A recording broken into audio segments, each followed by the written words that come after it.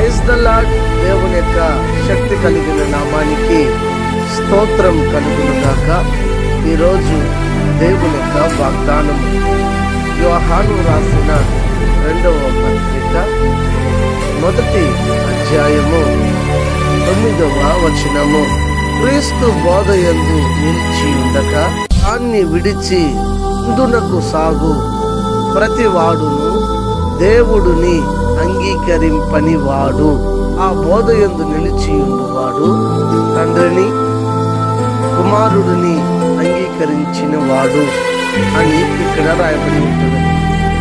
ఎవరైతే దేవుని యొక్క బోధలో నిలబడి ఉంటారో, అనగా పవిత్రమైనటువంటి బోధన, వాక్యానుసారమైనటువంటి బోధన, బైబిల్ని అనుసరించి జీవించే బోధన, ఈ బోధనలో ఎవరైతే ఉంటారో వారు తండ్రి, కుమార, పరిశుద్ధాత్మ త్రియేక దేవుడిని అంగీకరిస్తారు.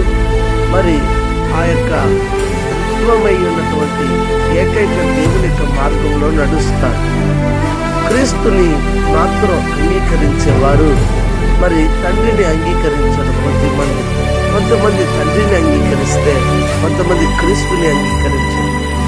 కొంతమంది పరిశుద్ధ ఆత్మని మాత్రమే అంగీకరించే మరొక గుంపు జనము కూడా ఉంటున్నది. అయితే ఏది ఏమైనప్పటికీ కూడా ఇలా ముగ్గురు వ్యక్తులు కాదు, ముగ్గురు ఒకరై ఉన్నారు. ఆయనే త్రిత్వంలో ఏకమై ఉన్న దేవుడు, త్రియేక దేవుడు.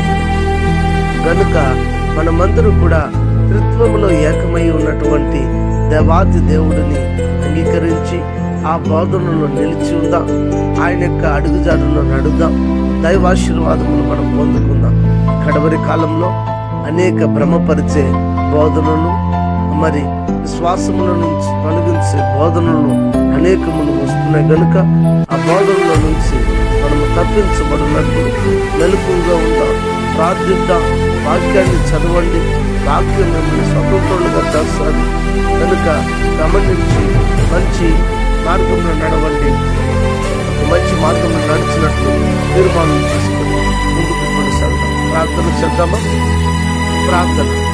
పరిశుద్ధుడా, ప్రేమ కలిగిన తండ్రి, ఉదయకాల సమయం మందు మీరు మాతో మాట్లాడారు. అందరికీ స్తోత్రాలు.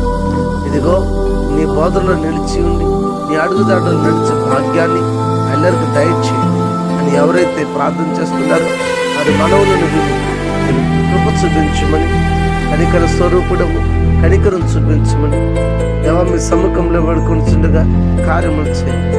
అనారోగ్యం చేత ఉన్న వారికి ఆరోగ్యము, ఆర్థిక ఇబ్బందులు ఉన్న వారికి విడుదల, రక్షణ లేని వారికి రక్షణ ఇచ్చి ప్రతి వారిని రాత్రి కోసం సిద్ధపరచమని క్రీస్తు పేరిట వేడుకొని ఉన్నాము తండ్రి. ఆమేన్. God bless you. దేవుడు మిమ్మల్ని దీవించి ఆశీర్వదించును గాక. ఆమేన్.